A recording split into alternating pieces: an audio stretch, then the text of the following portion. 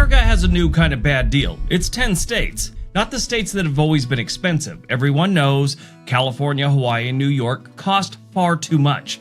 It's about the states that used to make sense, but now seem to be heading in the same direction as California, Hawaii, and New York. Back in the day, they were cheaper, they were easier, they were worth some negative trade-offs, bad weather, weak job markets, and people that say ya all. But now housing is climbing, traffic is worse, crime is harder to ignore, and schools are struggling, and they've got more Teslas. Now, to be fair, some of these states are still great, but they just seem to be heading in the wrong direction lately. And it's the same thing California and everyone else has gone through. When they get popular, things start to suck. They get more expensive, more traffic, the list goes on. So, today we're taking a look at 10 states that quietly became a bad deal. Let's take a look. Number 10, Texas. Texas still sells itself as the promised land for people who want freedom, jobs, space, barbecue, and the ability to buy whatever kind of firearm you want. For years, that pitch was pretty simple. You leave California, come to Texas, buy a giant house with some property, get a truck, and complain about property taxes. And then, of course, you tell everyone back home they're doing life wrong. And to be fair, Texas is still a good deal for a lot of people. The economy is huge, the job market is strong in many areas, and there are still affordable towns if you're willing to live far enough away from the place people actually talk about all the time. Texas has real advantages. Not just some collapsing wastelands where tumbleweeds are, fighting feral hogs for control of the schoolyard. But the deal's not what it used to be. Austin got expensive. Dallas-Fort Worth keeps expanding like it's trying to swallow a time zone. Houston traffic feels like a punishment from an ancient civilization. San Antonio is growing fast, and every suburb between the big metros now seems like it has 12 new apartment complexes, 3 car washes, and a chicken restaurant with the line wrapped around the building. The part people forget is Texas saves you money in some places and quietly gets you in others. There's no state income tax, which is wonderful, but property taxes show up like a repo man in a cowboy hat.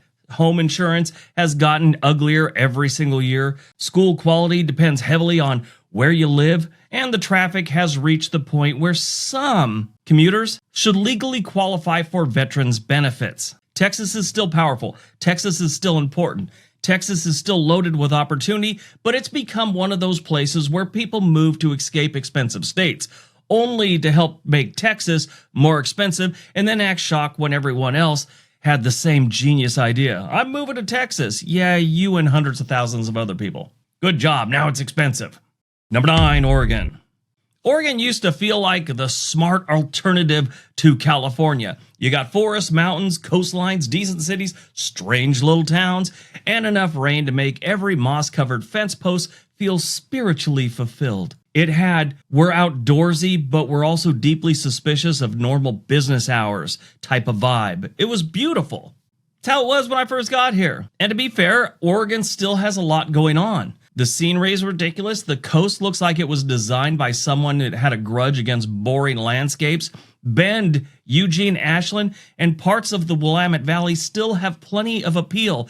Even Portland, despite all the jokes, still has neighborhoods people love and a cultural identity stronger than most entire states. Portland's got its problems. Oregon's got its problems. But you can't deny the fact that this state is beautiful. That's plain and simple. But Oregon has become too expensive in a way that feels personally insulting. Now, I'm part of the problem. I moved up here from California. I get it. That's not lost on me. Portland is the poster child here. It went from weird but charming to weird, expensive, and why is that guy yelling at a bike rack? It's a true story, by the way. The city still has great food, parks, and neighborhoods, but the visible decline is part of its urban core now. And it's hurt the state's reputation. That one city, Portland, Oregon, even though it's its biggest city, it's kind of hurt the reputation of all of Oregon. Perception is real. Oregon got pricier while some of the most visible places got rougher around the edges. It's like Portland never got that memo about, you don't raise the prices on a product that is getting worse. Just not how it's supposed to work. Anyway, that makes Oregon a bad deal lately. All of that. It's still beautiful, still has wonderful areas, but when housing costs rise, taxes feel heavy, Public safety becomes a concern and downtown starts looking like someone gave up halfway through a group project. People start asking, what exactly are we paying for? And where did all these people come from that live in tents? Where are they coming from? It's insane. It's insane. It's so expensive in this state. Then we have to pay, if you make too much money in this state, you got to pay an extra tax, or at least in the Portland metro area, to house the homeless. Are we buying more homeless? Because, if that money for those tax dollars are going to fix a situation, it's not fixing anything. It's just bringing more in. It's like, are we hiring new homeless people here in Portland, Oregon? That's my question with my tax dollars. Number 8, North Carolina. North Carolina is one of those states that got discovered so hard, it probably wishes it stayed homesick for a few years.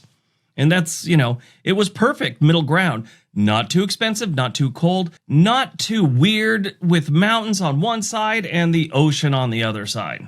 They also had enough growing cities to make every relocation article start drooling on itself. And yes, North Carolina is still a great state in many ways. Raleigh, Durham, Charlotte, Asheville, Wilmington, Greensboro, and smaller towns across the state all have real appeal. The job market has been strong in key areas, the universities are excellent, and the state offers a lot of variety without making you cross 3 time zones and question why you ever started driving in this state. But that bargain is getting chewed up, and it's getting chewed up fast. The Research Triangle is no longer a cute little secret where you could buy a nice house with pocket lint and a firm handshake.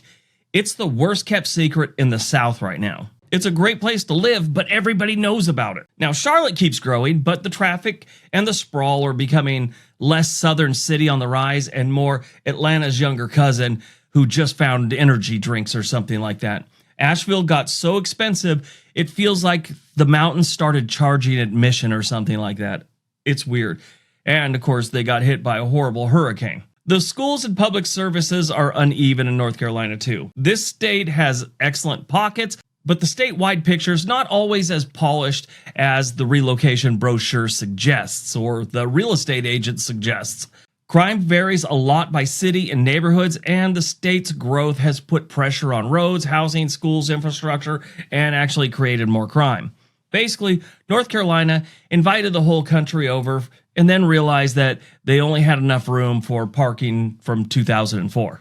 This is still one of the better states on this list. It's not bad, it's not doomed, but it's heading into dangerous territory where the cost is starting to climb faster than the quality of life improvements. Sort of like Portland. It's getting, not as good, but it's getting way more expensive. And that's how this hidden gem became a crowded jewelry counter with a surge in pricing. Number 7, Georgia. Georgia has been selling the affordable Southern success story for a while now. And honestly, parts of their story are very true. Very true, actually. Atlanta is a major economic engine. The airport can get you anywhere on Earth, including a couple planets if Delta adds a few more routes. And the state has serious job growths in film, logistics, tech, healthcare, and manufacturing. They're building stuff in Atlanta and Georgia overall. It's no longer just an agricultural state. It's actually a movie powerhouse. Georgia is still a good state for a lot of people. The suburbs north of Atlanta keep attracting families. Savannah is beautiful. Athens has college town energy. Columbus, Macon are smaller cities, and they all have pockets of promise. Not so much Columbus. That place is a shithole, whether you like to admit it or not, but it is growing. Now, there is opportunity here, and it would be silly to pretend otherwise.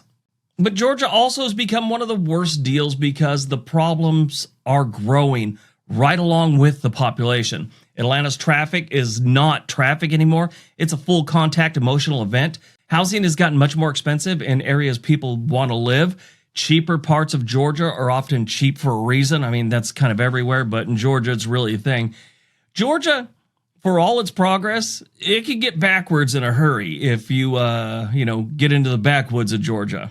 Poverty remains a serious problem in parts like that, and the crime concerns continue to shape how people talk about Atlanta and other cities, like Columbus. Columbus is right outside of Fort Benning, and that place blows. Oh my God, it's horrible. Last time I was there was 2019, but oh yeah, it sucks. Georgia has the classic bad deal warning signs: strong job growth, rising prices, overloaded infrastructure, struggling schools in too many places, and metro areas that are expanding like they're trying to annex the moon. It's still a state with a lot of upsides, but lately it feels like Georgia's charging you for the future when it really hasn't nailed down the present yet. Number 6, Nevada. Nevada used to be an escape hatch for people from California that wanted lower taxes, cheaper housing, sunshine, and enough chaos to keep life from getting too beige. Las Vegas was affordable, Reno was a cool little alternative, and the state had that do what you want, just don't ask too many questions personality.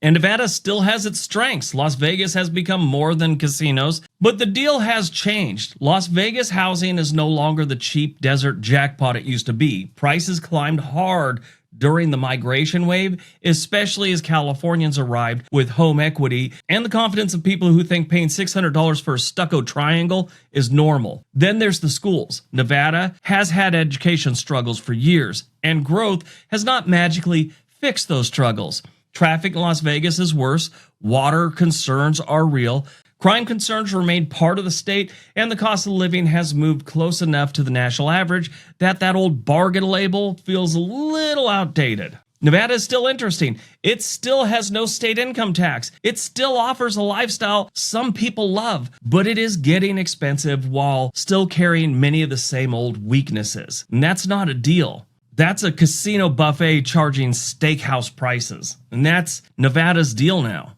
Number 5, Arizona. Arizona used to be a sunny escape for retirees and California refugees who wanted lower costs with fewer lectures. Phoenix was affordable, Tucson had character, and the state offered warm weather, desert scenery, and enough golf courses to make your knees ache just looking at the map.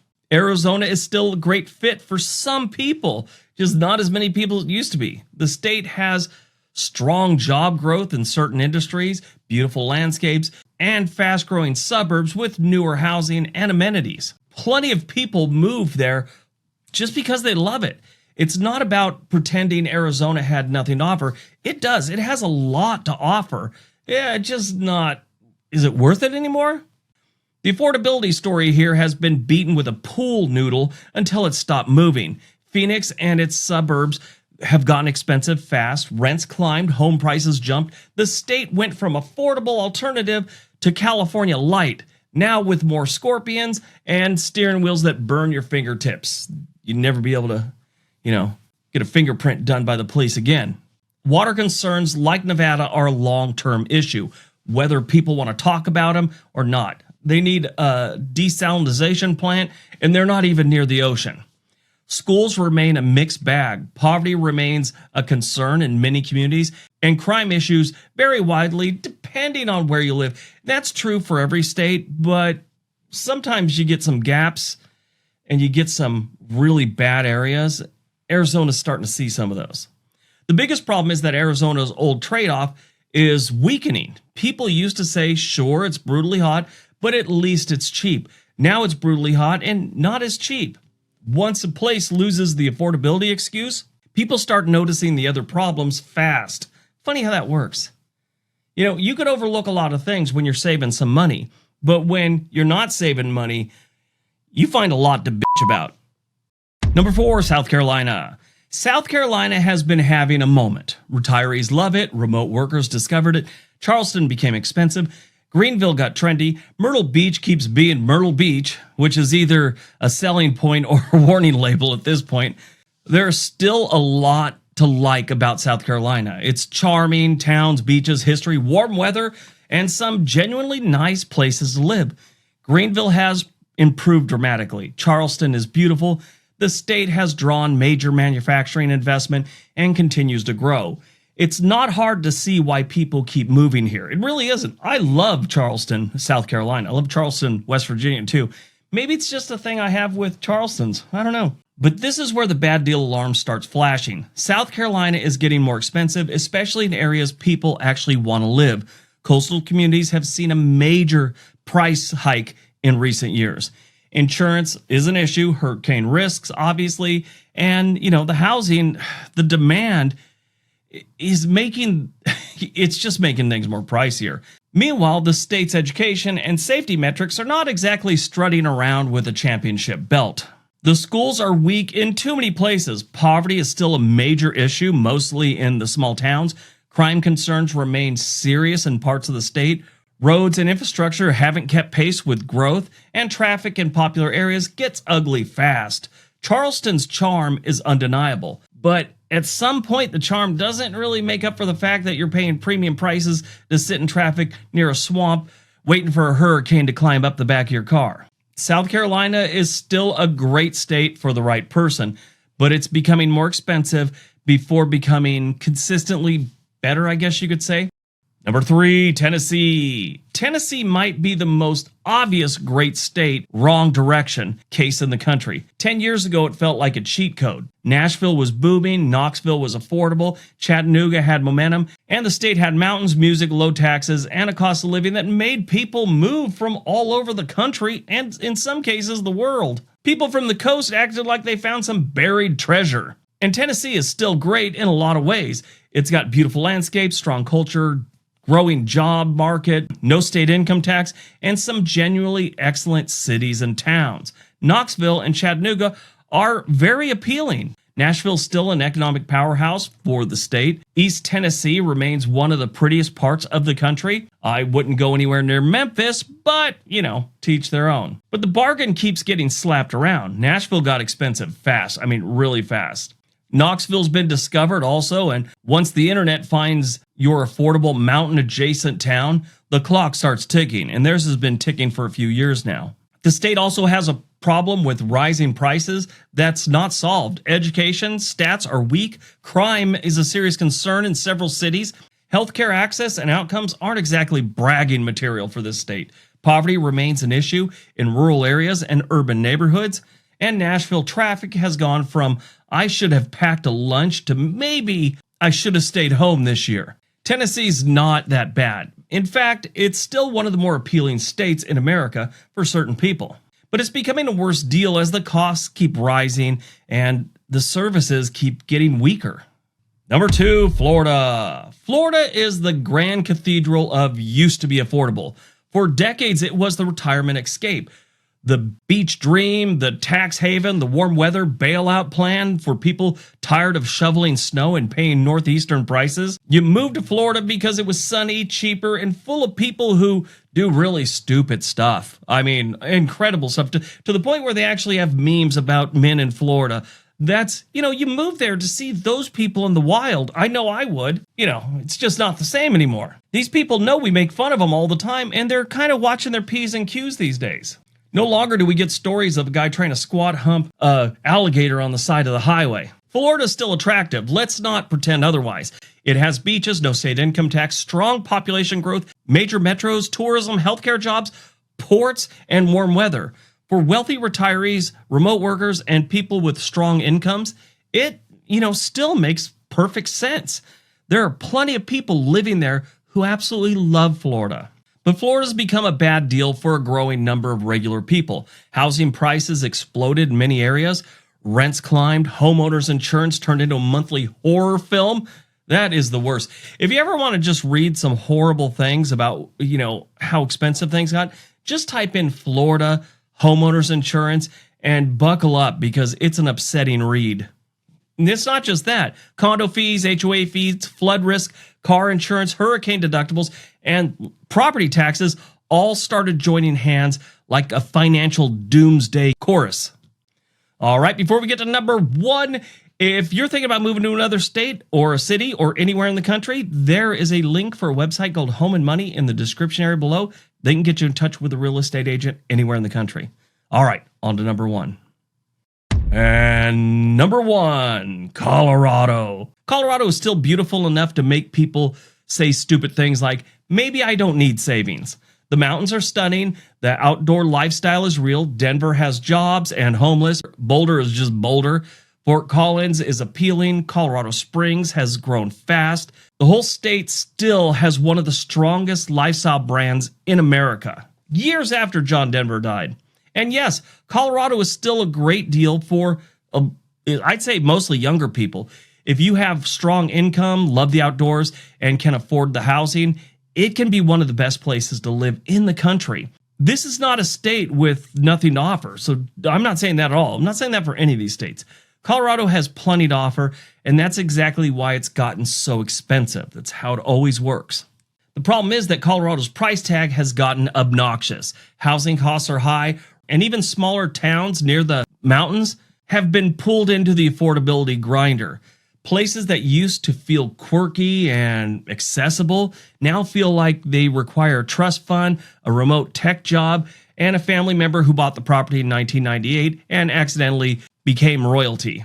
Denver's also changed. The city still has strong neighborhoods and opportunity, but it also has visible urban issues like the homeless, public safety concerns, property crimes, traffic, and a downtown that doesn't always match the glossy relocation videos. I'm, guilty of showing those glossy videos. The gap between Colorado's fantasy and Colorado's daily reality has widened, and the people are starting to, pick up on that. That's why Colorado takes the top spot on this list. It's still one of the most desirable states, but it also has quietly become one of the worst deals. You're paying premium price for mountains that you only get to visit every so often. Traffic keeps getting worse. There's crime concerns in key areas, and the urban core is, it's just lost a lot of its shine. Colorado is still gorgeous, but the value proposition has frostbite. It's too bad. I love Colorado. Beautiful state. All right, thanks for watching. If you like that video, you'll probably like this video being shown right here. Everybody have a great day. Be nice to each other.